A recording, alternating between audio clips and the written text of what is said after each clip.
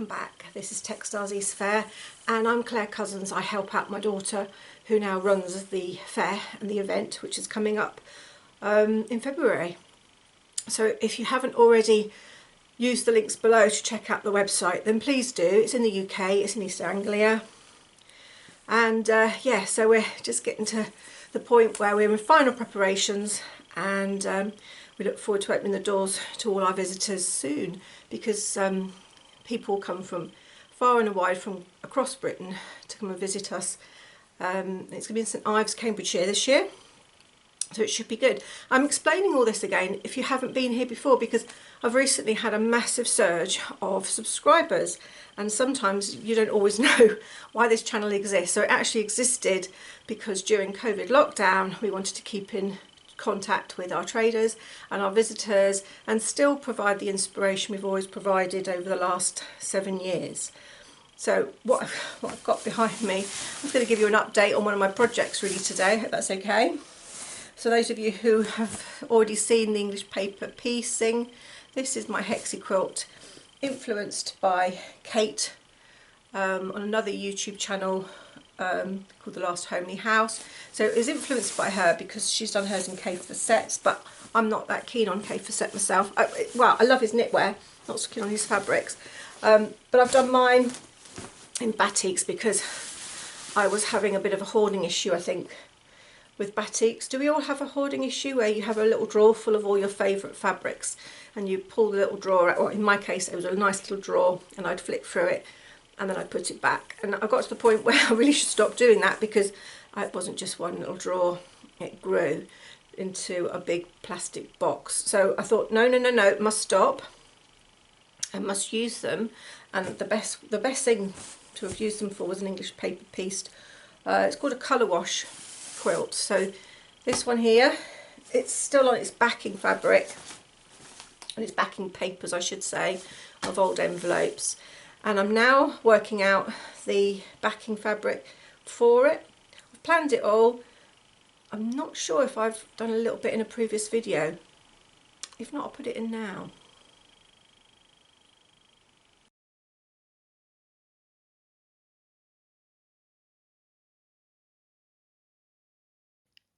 Okay, as you could see, I've had to put it on the floor in my living room because my dining table's not big enough.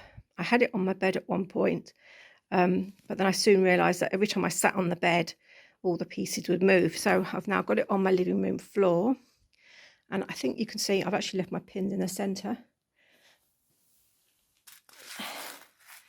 I've started off, and hopefully you can see that there is a spiral. So I've got a blue spiral coming around there, interlinked with a purple spiral, and the purple spiral gets paler and paler and paler, hence the need for pink. I've run out of pink. The dark blue spiral turns into a tealy blue, and then into this lovely sort of aqua green. And I wanted a maelstrom of pebbles. Hopefully you can see that. I'm hoping it's not going out of focus. I'm having to use my phone because my camera stand has decided not to function and is broken, and my camera's run out of power. What I've chosen to do is I've actually chosen to hem them all. So I've got rough tacking around each one. I haven't done that one yet. So I'm roughly hand tacking them, and then I'm going to stitch them down like a applique. So there will be applique pebbles. Well, that's the intention. I think it's going to take me some time. I think it might take me the rest of this year. And then once this is done, it will then be, in fact, I've already, if I just show you here, it will then be the back of that. Okay, so let me take you over to where I've got up to date, because we're now 15th of January 2023. So there might have been a gap between the last bit of video I might have taken on this. I can't always remember. As my mother always used to say, it's a craft moment. Can't remember a thing. So I'll let you work out what the F is, but I'm going to take you over to my cloth and the undercloth. This is to make the sandwich. So you've got, this is your top, then I've got a layer of batting or wadding, depending on whether you're British or whether you're American. And then underneath we're going to have reversible, because mine's going to be a reversible quilt, and it's based on, well, sea pebbles and sea glass. So come and have a look to see where I've got up to. You can see the progress. I'm going to zoom in so that you can see where I've stitched. So the ones in the centre there, radiating out, I've already stitched those down, and as I come out further and further and further, you'll spot, especially these ones right close by me here, let me just tilt it down, they're still loose and flapping about all over the place with currently just one pin holding them, which has proved to be somewhat problematic when I put them in my embroidery ring, because they do have a habit of suddenly falling off. But hey ho, I tend to crack on anyway. So what I'm doing then is, let me just grab my sample here. What I'm actually doing is I'm pre-hemming it. So I'm folding it over, I'm hemming it with a tacking, black tacking stitch, and then I'm placing it onto my fabric, re-pinning it, and then I've got a big hoop. So here's my big hoop, and then once it's in my big hoop, and then hand slip stitching it. So I'm going to do a bit of that process now for you, and you can see how I'm getting on with it. Here then I've put it back in my hoop. You can see how big my hoop is. So anybody wants me to measure that, I'm not entirely sure, but it looks like it's bigger than my waist, and I'm a pretty big girl, so it's a pretty big ring. It's the biggest ring I've got anyway. This here, as I say, the one I showed you earlier, and that's what I'm going to do to these here.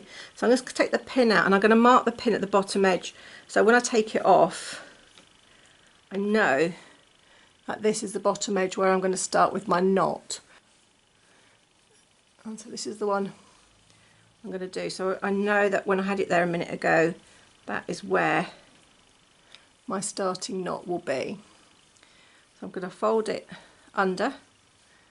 I mean, there's various methods. Okay, this is not really a tutorial. This is just to show you how I do it. Inspiration, really. Some people like to use freezer paper. Some people pin them on, and then they manage to needle fold as they go. They kind of use their needle to flick the edges, the raw edges up. I prefer to just tack them a bit like you would a yo-yo, really, or as we call them here, Suffolk puffs. And I'm just working my way round, trying to keep that edge as small as possible. What's nice about batiks is because there's often some residue of wax still in the fabric, and because of the quality of the fabric is actually very good, they tend not to fray. Okay, I'm going to work my way around. Now, those of you who spotted it, I actually didn't clip into my curve here because the curve is quite a smooth one. When I've got some really quite sharp ones here like this, I'll actually do some little nicks. So what do I mean by that? So on the inside of that curve, let me just show you here, I might pop a couple of little nicks in, and that helps it ease out. Some people like to clip on these curves because it reduces it making funny little points. But I think it's personal taste, and it's your technique and how you prefer to do it, whatever works best for you. I choose not to snip those sort of curves. I prefer to just gently gather, pleat and flatten with my fingers, and I usually find that works for me. As I say, there are other methods using freezer paper, and there's lots of videos you can go and watch. I'm not sharing those with you today because, as I say, there are lots of methods. Another method I had considered for this was, it's like a very, very fine web, like a non-woven web that you can machine sew around, turn them through, and that's a really nice method. But I didn't really want to start introducing man-made fabrics. I wanted to keep this pure cotton, and I also wanted to keep this handmade, so it's all hand stitched. I'm going to finish going around here, and then I'll get you to rejoin me when I start slip stitching. I've gone all the way round now, and I haven't knotted it, I've just left it as a big tail end. That allows me, that when I pull it, it makes it easier to pull out afterwards, and I can reuse it. I can actually recycle my tacking. I'm just going to position it back to where the pin was. Here's the pin. Position it where I wanted it to go, like that. Might pop it a little bit higher actually. This is when sometimes I have to think about where I'm putting things. And then I'm just going to pin it back in place. Oh, you didn't really see what I was doing there. But yeah, I'm just pinning it like that. Start where it actually feels comfortable for me to hold. And I'm going to hide it underneath. Now, I don't know if you can see where I've hidden it. Just inside that crease. So that's, it has got a knot in it. I've got a quilter's knot. Just hiding it in there. And I'm kind of hoping you can see what I'm doing. But I'm going to go straight, almost down, but underneath that fold. And I'm just coming up, and I'm just using my thumbnail to make contact with that needle, like that. And that hopefully that stitch will hide itself underneath.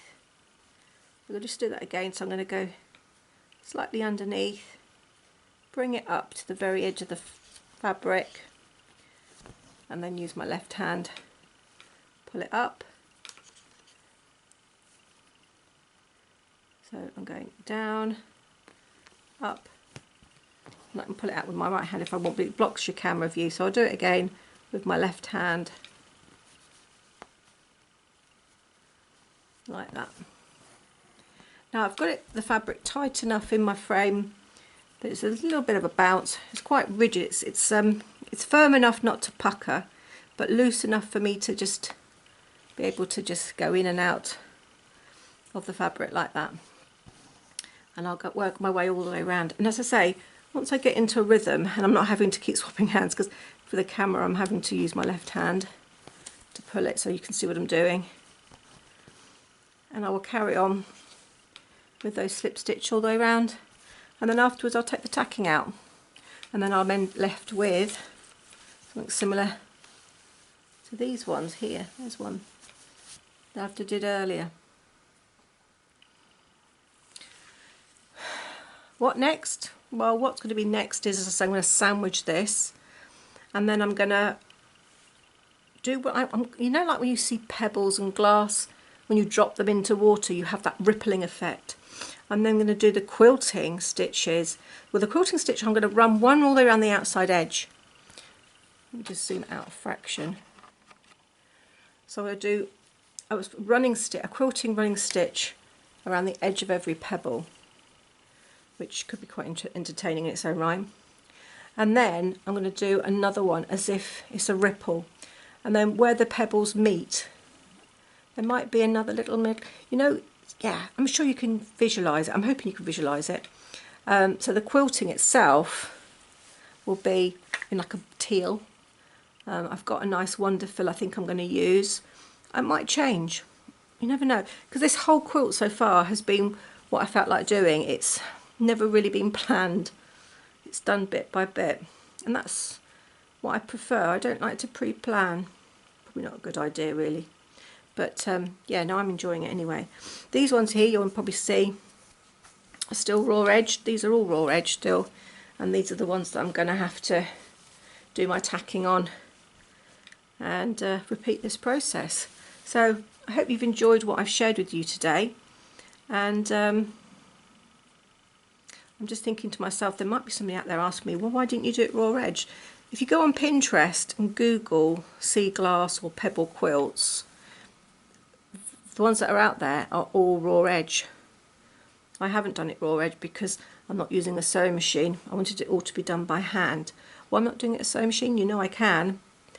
This is my project by the telly, so I didn't want to put it on to my sewing machine. I'm too busy enjoying it, watching the telly. Anyway, thank you for joining me. Bye bye for now, and see you again. Thank you to all those new subscribers, and if you haven't already subscribed, don't forget to press the notification bell for my next videos, because sometimes I'll do quite a lot in a quite short period of time, and then other times I won't video for a while, for about a good month. So if you want to be notified, do click that bell. Bye bye.